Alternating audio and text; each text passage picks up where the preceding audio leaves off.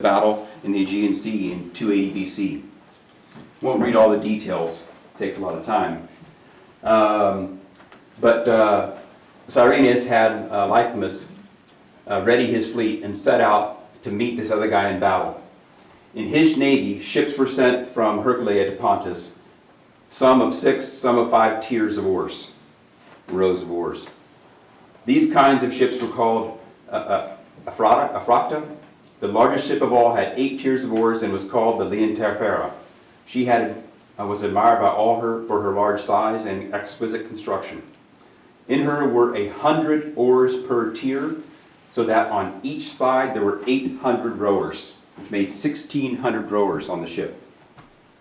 On the upper deck or hatches there were 1,200 fighting men who were able, divided up into 2 different commanders, so they could, when the battle began, Cyrenius won, and the enemy, Antigonus, was forced to flee with his navy. In this fight, the ships of Heraclea performed the best, and among them, the Leontifera did the best of all. Based upon typical spacing for oarsmen of the information we do know, the Leontifera had to be between 400 and 500 feet long. Ptolemy Philopater's Tessicaronteris means 40. Okay, it was basically 420 feet long, built back in the 3rd century BC. It handled 400 sailors and 4,000 rowers. It was a catamaran, you might say. It had 2 hulls with a deck spanning between them, and the rowers were on the outside as well as the inside between. In this diagram here, they're showing the oars intersecting. I seriously doubt that's the case. It would have had it spread. There's absolutely no way you get that many oars to function properly without them tangling and hitting each other. Isn't that why they have cadence? You have to have cadence when you have all those oars even on one side going together, but now to get to the point where you're adding the complexity of all the oars on your side matching up with all the oars on another side of a cadence being kept by, even with a big huge timpani drum on the deck beating out the cadence, you're just asking for trouble. So many people believe that those holes were further apart. Caligula, floating barge. They actually found it. Okay. The odd thing about this wasn't a sea ship. He built this barge in AD 40, 340 feet long, to function on a lake in Italy. Okay. He wanted to have he wanted a palace floating on the lake. He wanted a houseboat. This is the best artist's interpretation of what it looked like. These structures are all known from description, and they found it, and you're able to sort of, based upon the parts that were laying there, at least rebuild and reconstruct the remnants of what they had. And that was found in the 1920s and partially reassembled in 1930. The lake had been partially drained when they found it. So Noah's Ark. It was large and seaworthy. This is the Ark Encounter's version to replicate those dimensions. This particular version is based upon a guy named Tim Lovett's research. The dimensions are accurate. The beam construction and outer plank construction was modeled after a tenon and pin joint design. And then the question is it large enough? Okay, so it was large, but was it large enough? Several studies have tried to determine how many animals would have been required on the Ark. In 1973, Arthur Jones came up with a bare minimum of 1,000 families that would have been required, or 2,000 animals. Okay, so just if you go by basic kinds, in this study that would have been 2 dogs, would cover all dogs. 2 cats would take care of all the cat families. Okay, bare minimum, probably not likely.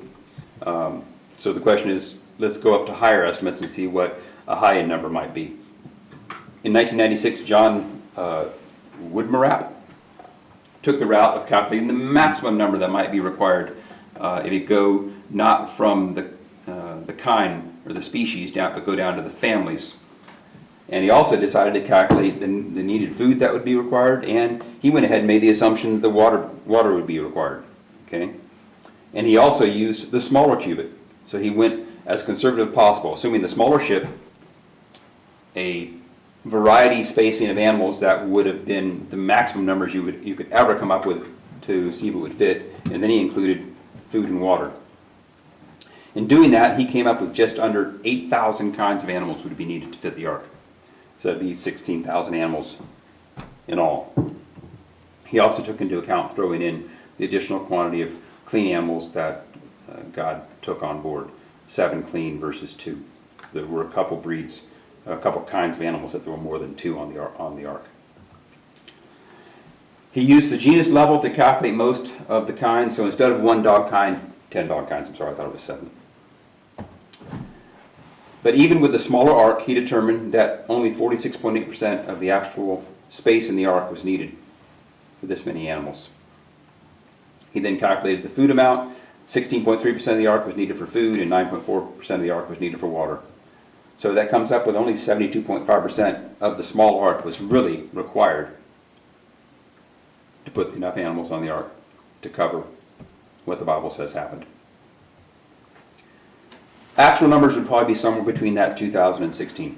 Okay, the Ark Encounter, they did their own study, and they calculated a conservative number would be at a high end 6,700 animals. At the low end, they could easily justify as few as 3,200 animals. But using 67 is where they will put their documentation on it if you ever go down to the Ark Encounter. So with the average animal being smaller than a typical sheep, the ark was easily large enough.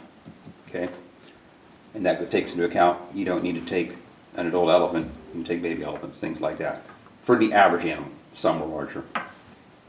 So, dinosaurs. Well, aren't dinosaurs larger than sheep? These are the pictures you see. You know, there's your man, and most of these animals are much, much larger than the sheep. Well, dinosaurs are reptiles. Okay, crocodile. Longer they live, the bigger they get. Okay, you don't need to take adult dinosaurs on board the ark. You just need to take ones that are freshly born. It takes a long time for them to grow, just like any other animal. So, as mentioned, the reptiles, many reptiles continue to grow in size as long as they are alive. So the larger they are, the older they are. Why would you take old animals? You would take younger, healthier pre-adults that would grow up later. Pre-flood dinosaurs may have lived as long as man, 900 years at that point in time. Noah did not require old dinosaurs, only immature ones that could become mature to reproduce after the flood. No egg has been found much larger than about 1 foot long, so young dinosaurs were fairly small. Could he have even taken eggs? Probably not, and the reasoning there is he did not collect the animals. That's true. God called them to him, and I'm sure an egg could roll itself, but probably not. So, if there really was an ark of this size, where would it be now? I mean, if it landed, is there a chance that it could exist? And shouldn't we have found remains of it? Potentially. Okay? Well, that's an interesting question to ask. The Gilgamesh epic from 650 BC gives Mount Nisr as a landing place for the ark. The local name for the town where the ark was found was, or is, Nasr. When I say was found, where several people have claimed to have found. Okay. This is one series of documents and stories I'll be referencing where it's people's comments that they have said they've seen it, but to date there is no published document, picture, photo that anybody is willing to allow to be printed, phrase it that way, to document that the ark is in one spot. But you follow through these and you have to assume there's reason to believe it's out there. Annals of Ashen, this guy, of Assyria, places it south of the Zab River, which also is correct relative to Nassar. Theophilus of Antioch in 115 AD to 185 AD time period said the ark could be seen in his day in the Arabian mountains. Later church fathers also mentioned the ark as late as the mid-7th century. Ptolemy Geographia in 1548 mentions the mountains of Armenia as a place of landing.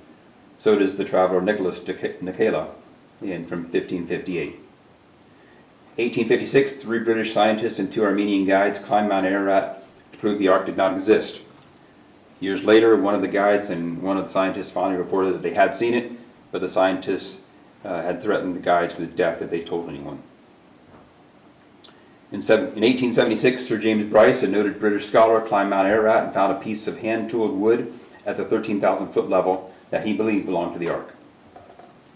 In 1883, a series of newspaper articles reported that a team of Turkish commissioners, while investigating an avalanche condition on the mountain, unexpectedly came upon the Ark projecting out of melting ice after an unusually warmer summer. In about 1904, a warm summer came around, and a 10-year-old George Hagopian and his uncle climbed Mount Ararat and supposedly reached the Ark. The boy claims he climbed on it and described that it was had a flat bottom as petrified barge without nails. 2 years later, he revisited it. In 1972, shortly before his death, his account was recorded, and tapes have undergone strenuous voice analysis and been determined to be quite credible. A Russian pilot thought he spotted the Ark when he flew over the mountains in 1916 during the war. The Tsar sent 2 large expeditions to Mount Ararat, but before they could return and report, the Russian Revolution happened in 1917 and scattered those people around the earth because they didn't want to go back. As recently as February 2000, one of them was located, and he gave his report that he had found the Ark. 1943, Ed Davis, a sergeant in the U.S. Army, studied in Iran, or stationed in Iran, developed a close relationship with the Lord Tribesmen.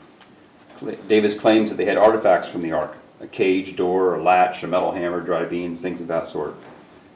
The tribe considered it their duty to prevent outsiders from seeing the Ark, but they decided to allow him to see it. So the tribe leader, Abbas, took him on a climb. They had to be cut short because the weather changed. It was a 3-day climb, and it got worse, and so they had to turn back. But they were within about a half mile of the Ark. Davis claims he could see 2 sections about a mile apart, wooden beams, 3 decks, and rooms on all levels. Abbas provided details of extremely hard wood, wooden pegs, a side door that opened from the bottom, and human quarters of 48 compartments on the top deck.